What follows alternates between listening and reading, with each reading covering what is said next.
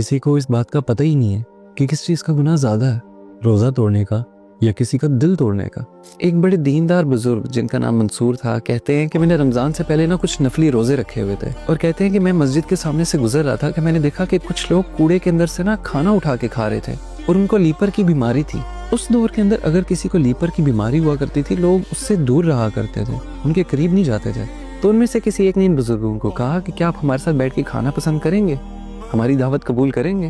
تو ان بزرگوں نے کہا کہ کیا پکی بات ہے، میں تم لوگوں کے اوپر کہیں بوجھ تو نہیں بن جاؤں گا۔ تو اس دعوت دینے والے شخص نے اس بات کی تسلی دی کہ ہمارے لیے تو یہ فخر کی بات ہے کہ آپ جیسا نیک شخص، آپ جیسا اتنا مشہور شخص ہمارے ساتھ بیٹھ کے کھانا کھائے گا۔ تو ان بزرگوں نے اس کی دعوت قبول کر لی اور ان کے ساتھ بیٹھ گئے۔ تو اس دعوت دینے والے شخص نے کہا کہ کیا آپ کو ہم سے خوف نہیں آ رہا؟ کیونکہ یہاں سے جو شخص جاتا ہے چاہے وہ مسجد کا امام ہی کیوں نہ ہو، ہم جب اس کو کھانے پہ بلاتے ہیں، اس کو اپنی روٹی دیتے ہیں، تو وہ ہماری دعوت کبھی قبول نہیں کرتا۔ تو بزرگوں نے ان کو کہا کہ ان کا تو روزہ ہوتا ہوگا نا۔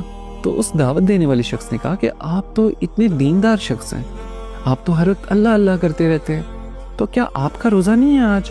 تو بزرگوں نے ان کو کہا کہ میں تو اللہ سے پیار کرتا ہوں، لیکن آج مجھے شرف حاصل ہوا ہے کہ میں آپ لوگوں کے ساتھ بیٹھ کے کھانا کھاؤں۔ تو یہ بات سن کے وہ شخص مسکرانے لگ پڑا اور سب نے کھانا کھانا شروع کر دیا۔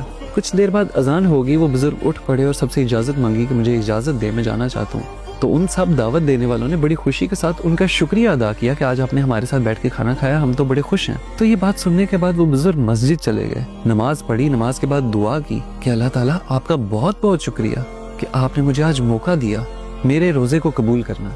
تو مسجد کے اندر کچھ عالم اور بھی تھے جنہوں نے یہ بات سن لی، اور انہوں نے بولا کہ آج تو ہم نے تمہیں کھانا کھاتے ہوئے دیکھا، تم ادھر دعا کے اندر کہہ رہے ہو کہ اللہ تمہارا روزہ قبول کرے، تم تو منافق ہو۔ ہم نے تمہیں اپنی آنکھوں سے دیکھا کہ تم وہاں پہ کھانا کھا رہے تھے، تم سے بڑا تو کوئی منافق ہی نہیں ہے۔ تو یہ بات سننے کے بعد وہ بزرگ ان عالموں کی طرف مڑے اور کہا کہ ہاں، تم ٹھیک کہہ رہے ہو، میں نے شاید روزہ توڑ دیا ہے، لیکن میں نے کسی کا دل نہیں توڑا۔ تم بتاؤ مجھے اللہ تعالیٰ کون سی غلطی پر معاف نہ کرتا، روزہ توڑنے کے اوپر یا اس انسان کا دل توڑنے پر جس نے مجھے اتنی چاہت سے بلایا تھا؟ میں اگر اس کو انکار کر دیتا تو کیا اس کا دل نہ ٹوٹتا؟